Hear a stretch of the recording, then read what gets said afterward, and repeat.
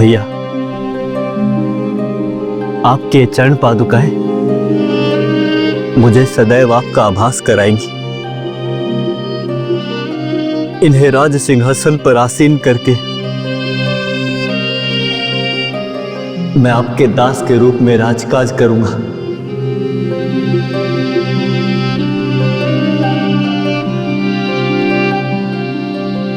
इनके रूप में अयोध्या के राज सिंहासन पर सदैव आपकी उपस्थिति रहेगी।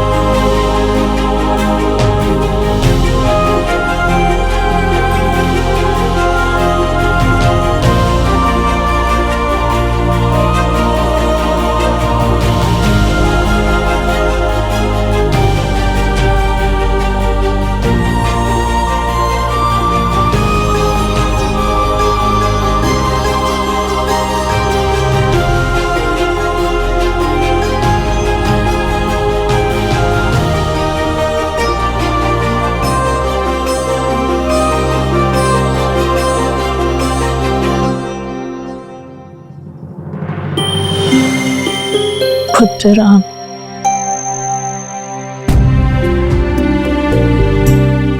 हर माँ अपने पुत्र को आंचल की छांव में रखना चाहती है, संसार के सभी दुखों से उसे बचाना चाहती है। किंतु जब देश की आन और वंश की कीर्ति का प्रश्न हो तो माँ अपने मोह त्याग कर अपने पुत्र को हर परिस्थितियों का सामना करने के लिए अपने आंचल की छांव से दूर करने में भी गर्व महसूस करती है।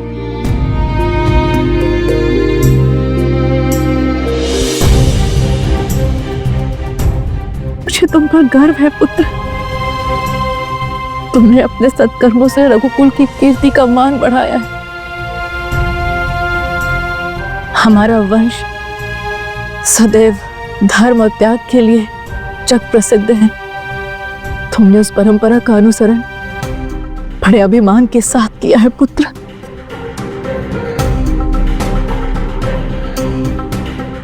लक्ष्मण और सीता के साथ अपने वनवास की अवधि पूर्ण करने के पश्चात अयोध्या में सकुशल लौट आना। मेरा आशीर्वाद तुम्हारे साथ है पुत्र।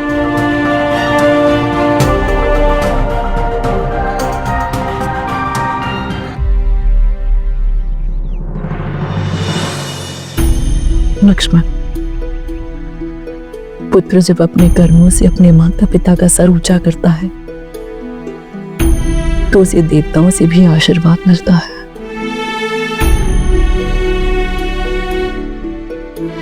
तुमने जिस प्रेम और समर्पण से अपने भैया राम और सीता भाभी की सेवा की है, उनका संरक्षण किया है, वो संसार में भ्रातृ प्रेम का उदाहरण बनेगा। जब भी भाई से भाई की प्रेम की बात होगी तुम्हारा नाम लिया जाएगा। मेरा आशीर्वाद सदैव तुम्हारे साथ है।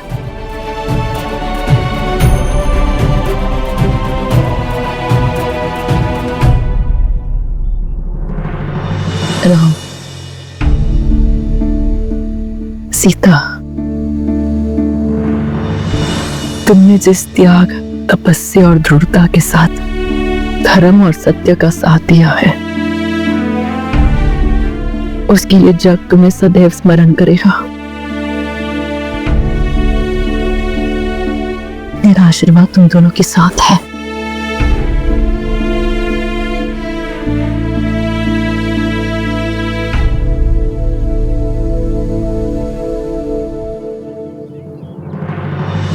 राम, सीता, तुम दोनों साहस और त्याग की मूर्ति हो।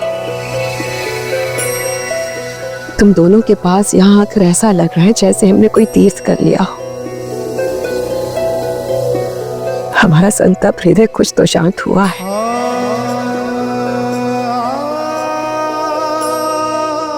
कि तुम्हारा अपराध इतना बड़ा है कि उस पर सागर का संपूर्ण जल भी डाल दिया चाहे तो भी अपनी नहीं पूछेगी। अब कदाचित इस संताप के साथ ही हमें सारा जीवन इस देह को ढोना होगा। यही हमारा प्रायश्चित है।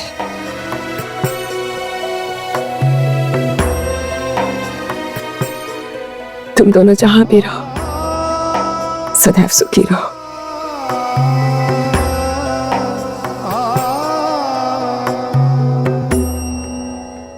लक्ष्मण, तुम अभी भी अपनी माता से रुष्ट हो।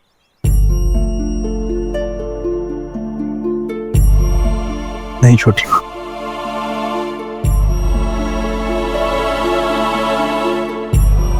मैंने मेरे भैया राम और भाभी माँ के चरण कमलों में बैठकर प्रेम और क्षमा का महत्व सीख लिया है। मैंने सीख लिया है कि यदि संसार में कहीं आनंद है तो वो मां के आंचल तले ही है। पूर्व काल में